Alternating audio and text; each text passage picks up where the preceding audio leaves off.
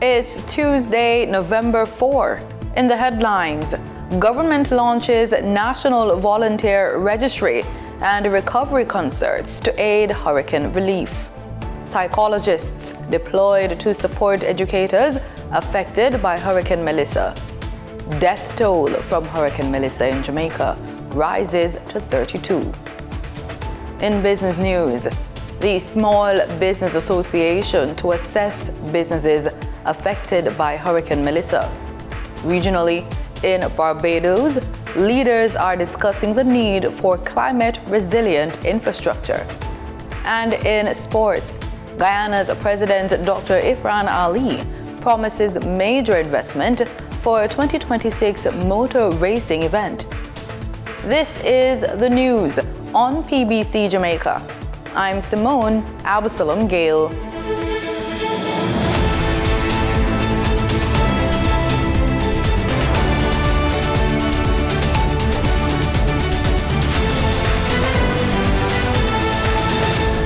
Last week's passage of Hurricane Melissa left a swath of destruction in western Jamaica, prompting an outpouring of both local and international relief efforts. To streamline this response, the government has established a national registry of volunteers to help coordinate post-Hurricane Melissa recovery efforts. In the same breath, they have announced a series of I Love Jamaica benefit concerts aimed at raising an initial $1 million for national rebuilding. Minister of Culture, Gender, Entertainment and Sport Olivia Grange made the announcement on Monday during a special media briefing at Jamaica House. Support jamaica.gov.jm. This registry has now been launched and provides a safe and simple way for you to get involved.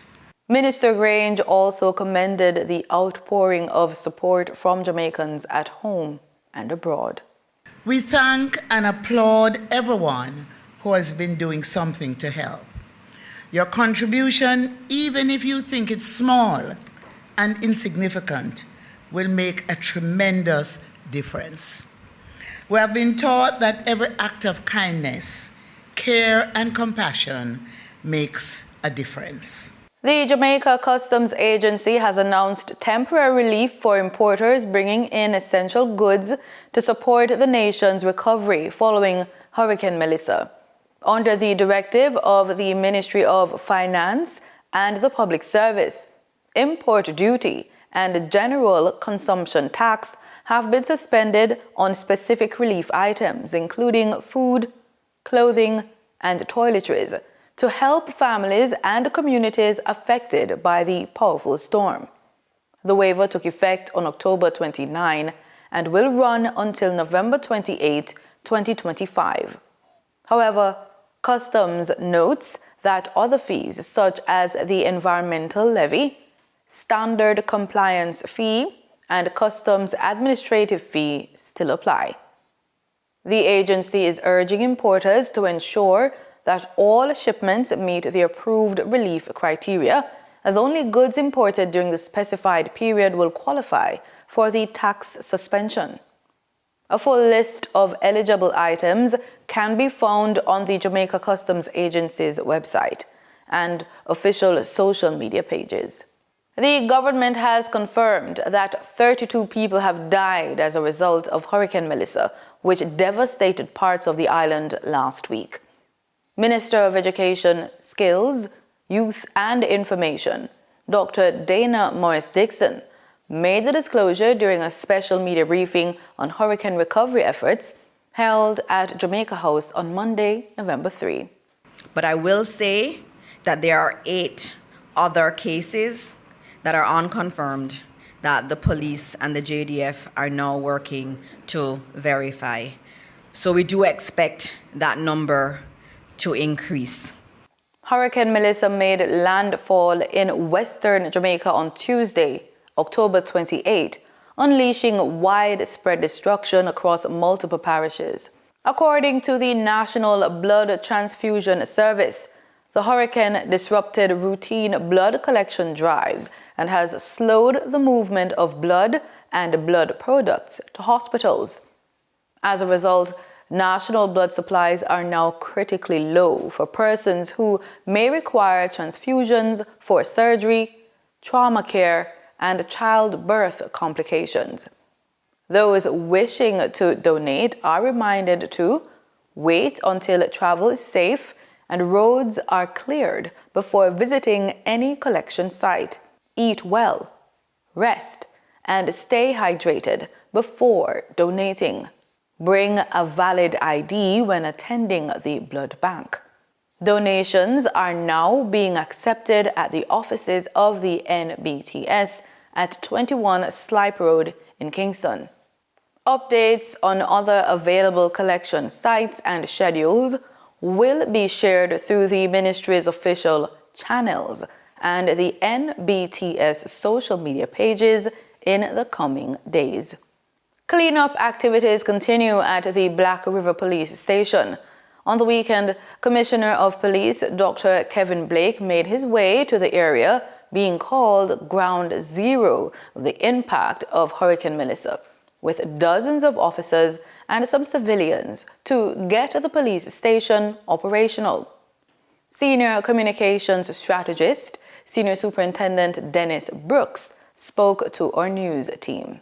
So a large contingent comprising members from PMMD, that's a Property Management and Maintenance Division, CCN, of course there's the Community Safety and Security Portfolio, persons from NPCJ, the National Police College of Jamaica, are here. Noting that the Black River Police Station is only one of the affected JCF facilities, he says security is crucial at this time. We know that we have to deliver policing services to this particular space, and the station needs to be in a position where it can deliver those services. SSP Brooks says other stations are being assessed for repair. We have other persons flanking out into other parts of the country that have been hard hit to deliver, for instance, Starlink devices so that we can reestablish proper communication at the different policing divisions. So there is another team in Clarendon, Manchester, Trelawney, heading out into Westmoreland and Hanover and St. James as well, to bring devices into the space to make the policing stations operable there. We also caught up with Superintendent Coleridge Minto, head of the St. Elizabeth Division. He gave us a general overview of the situation across the parish. As it is now, we are doing part of the recovery efforts. We are firstly ensuring that we can have the major roadways clear, or at least some temporary access. In many of the areas, Holland Bamboo, the route leading from Black River to White House, in some sections we're talking about a single lane access, but we are now focusing on ensuring that there is at least access on the major thoroughfare. That will allow the various agencies and those who are coming in with the relief to be able to access at least the major communities.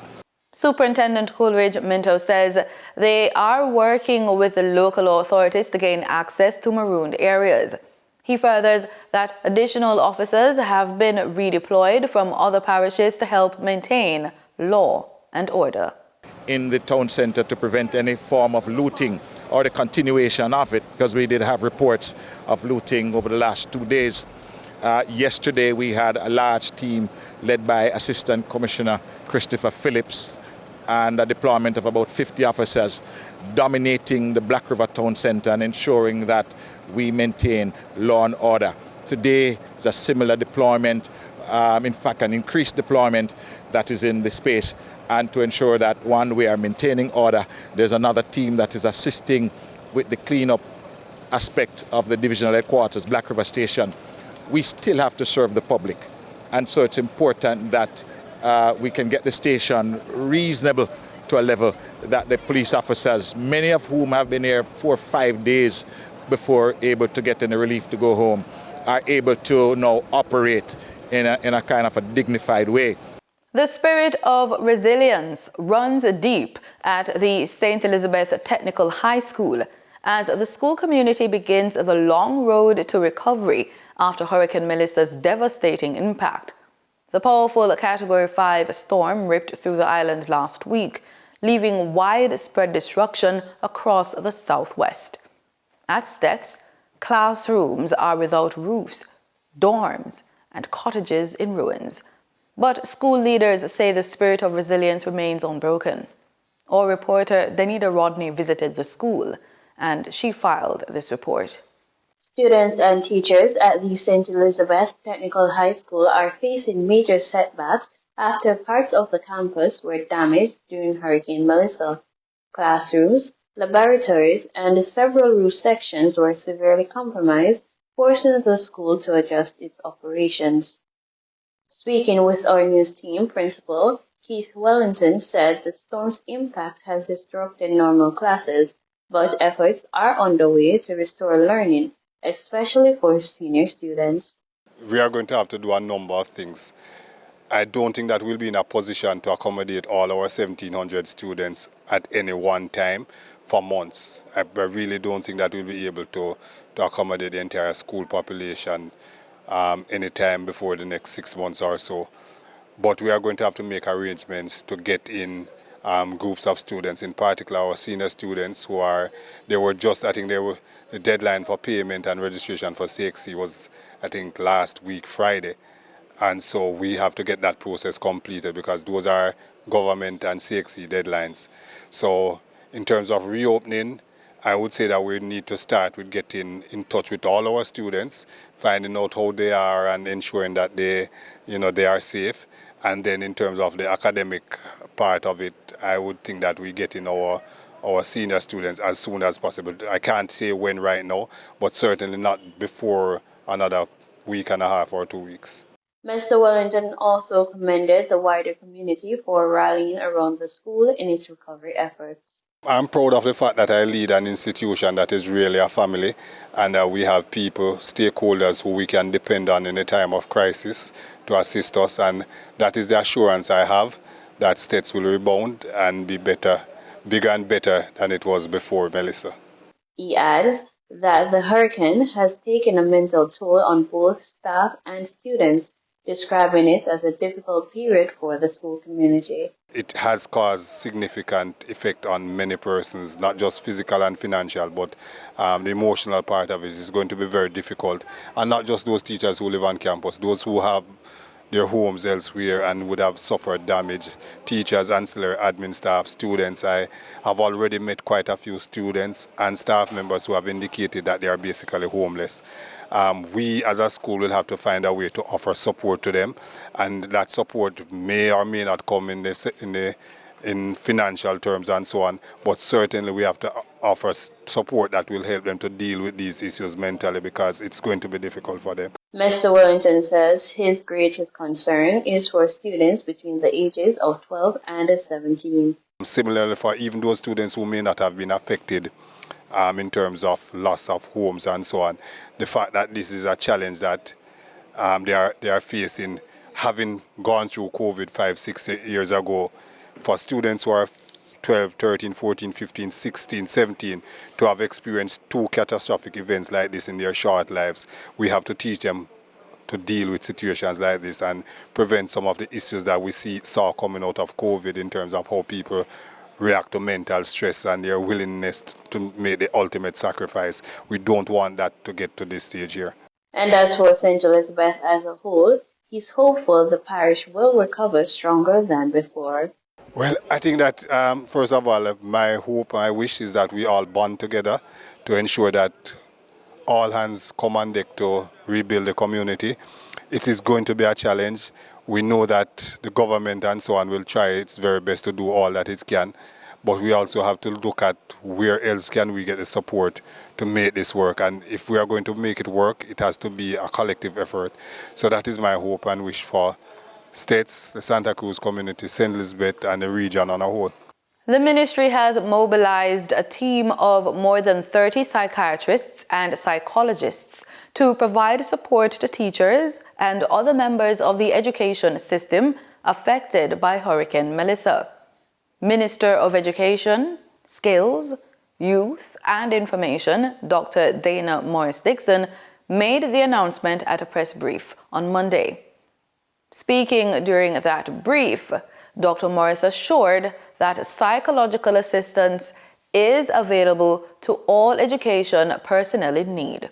So we have a system in place for those who need help. And many people don't necessarily want to do it collectively. They may want to do it individually. And the Ministry of Education pays for that. And this is not something new. This is something we've had for a while.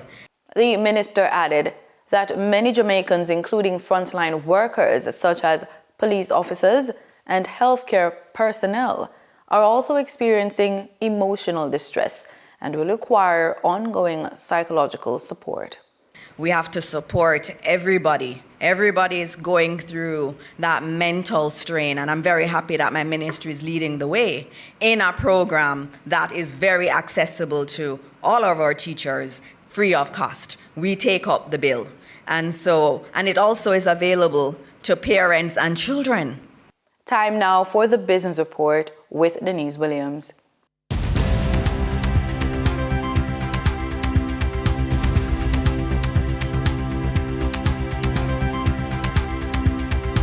Welcome to today's Business Report. I'm Denise Williams, here to bring you the stories shaping the financial world and guiding your journey to smarter business decisions. Let's dive into the top headlines.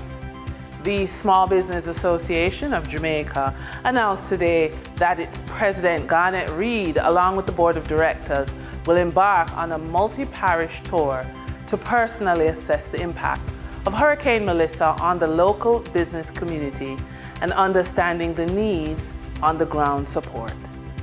The tour, scheduled to begin November 8th, will see the SBAJ leadership visiting hard-hit commercial areas and individual member businesses across several parishes, including those which reported significant damage. The primary goal is to witness the challenges firsthand, listen to the concerns of business owners, and gather critical information to bolster the association's advocacy and recovery efforts.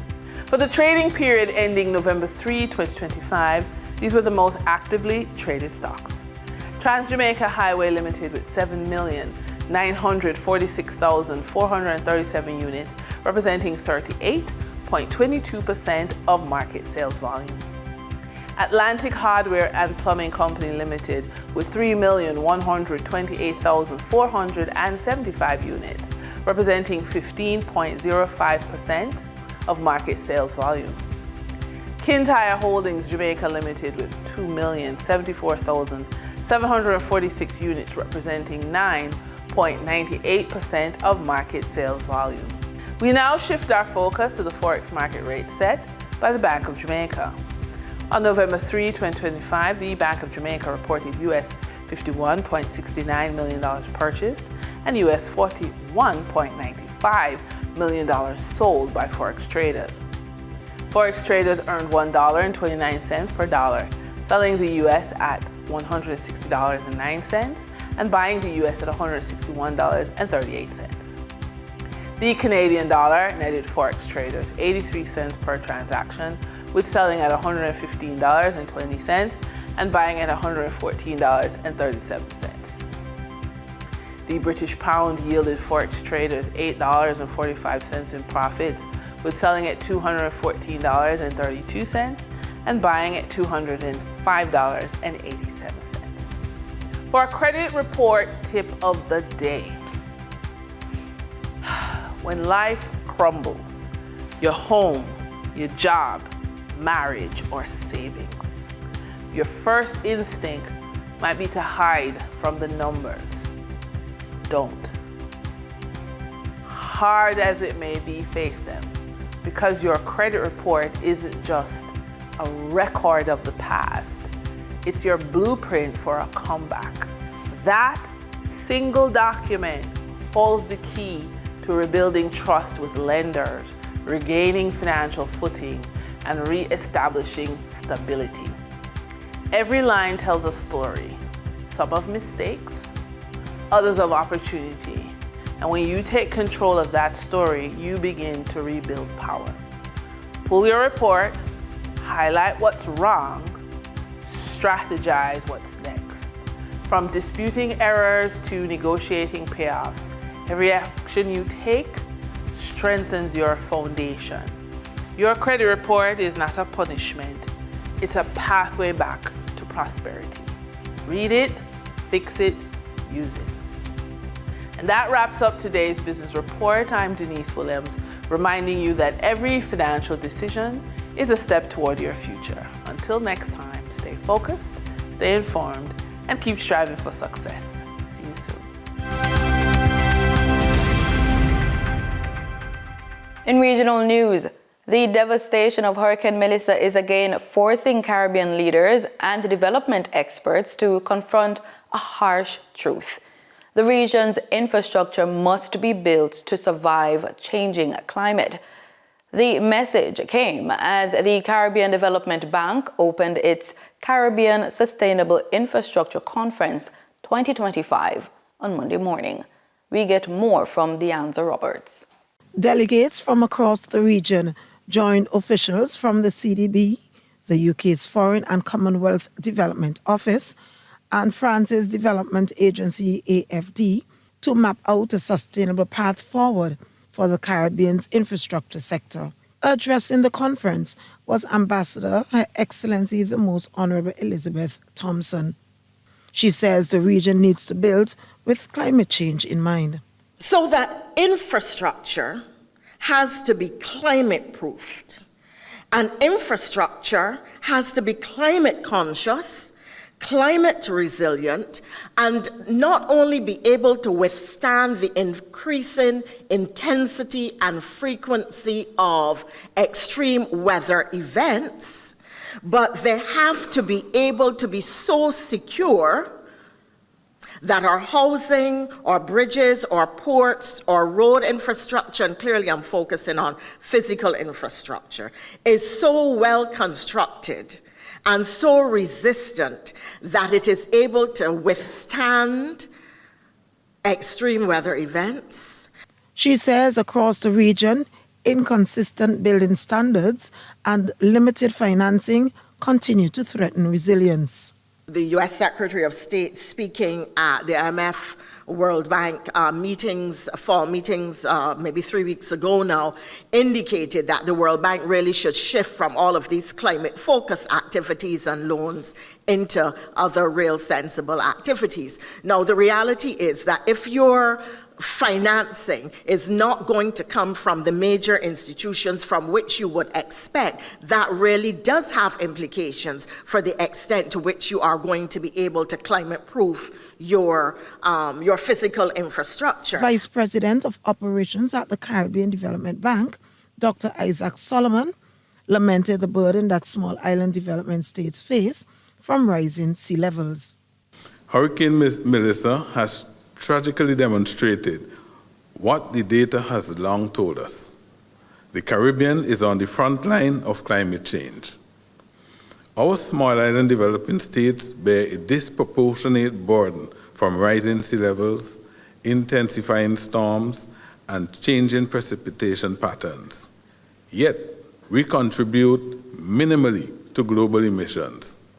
Prime Minister Dr. Terence Drew says the devastation caused by Hurricane Melissa highlights why St. Kitts and Nevis must build a climate-smart hospital. Speaking in Parliament, Dr. Drew said the new facility will be designed to withstand Category 5 hurricanes, with construction set to begin December 2025 in partnership with the government of Taiwan.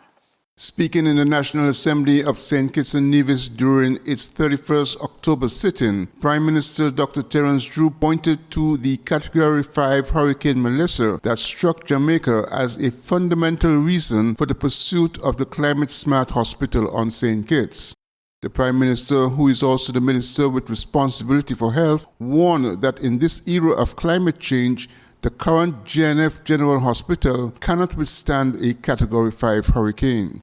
Dr. Drew indicated that apart from all of the medical and administrative benefits to be derived from the new facility, it was important to design and construct a hospital resilient to natural hazards. And I think that the decision to go after building a hospital that can withstand Category 5 hurricanes, I think if people doubted why that decision was sound, I think based on what they're seeing in Jamaica now, they should at least say, I think the decision was the correct decision. And we will start construction of our hospital in December of 2025. Again, there's no delay, Madam Speaker. To build a hospital, people who are in building and construction, they know that a hospital is one of the most complicated buildings to build, period. It is not like any other room where you just put up 4 walls and a roof and, an AC here and a desk there and so forth. You're talking about where the walls have to be of a certain type of structure with pipes running through them that can carry oxygen and all these things. Those are very, very specific. The size of the room. Can it help to prevent tuberculosis? What is the sunlight in the room? Can the nurse move around if there's an emergency? A lot of things must be considered in order to construct a hospital. And we are taking, as necessary as possible, the time to make sure that we get it right. In sports, Guyana's President, Dr. Irfan Ali, has announced ambitious plans to invest significantly in the country's motorsport infrastructure, as Guyana aims to become a key regional hub for elite motor racing, potentially hosting a major GT3 series from 2026. Speaking on the rise of sport in Guyana, President Ali confirmed motor racing as a premier focus. We are investing totally in sports, but sports from a different perspective, not only for those who are participating, but also sports from a tourism perspective. Because sports tourism is important for us. The government has invested heavily in infrastructure. We have given a lot of incentives for sporting generally across the country. And now that we are at this phase of our development, we're integrating our sporting infrastructure, our sporting architecture, and our events with tourism. So this calls for careful planning, examining all the low-hanging fruits, and upgrading our facilities. So we have said that motor racing is one of the important events that we are targeting, and we are looking for opportunities that are regional, opportunities that are global, and opportunities that are larger in the scale of what we have now. And looking at those opportunities, we have been discussing with the Motor Racing Association a possibility of a major event next year. But outside of that major event, I've asked Vishuk to be my special envoy to the racing community, to work directly with the racing community, with the Ministry of Tourism and Sports on developing this possibility. And this possibility is to bring a major championship here in Guyana next year. We are definitely going to target something big next year. We're going to invest, I think, close to $300 million in the facilities itself here to get it to the standard that we want it to be, and to integrate it into that tourism product. And also, we are going to be working with sponsors, because the event that we want to bring require a high degree of sponsorship. And that's the news on PBCJ. You can follow us on our social media platforms at PBCJamaica. Thank you so much for watching.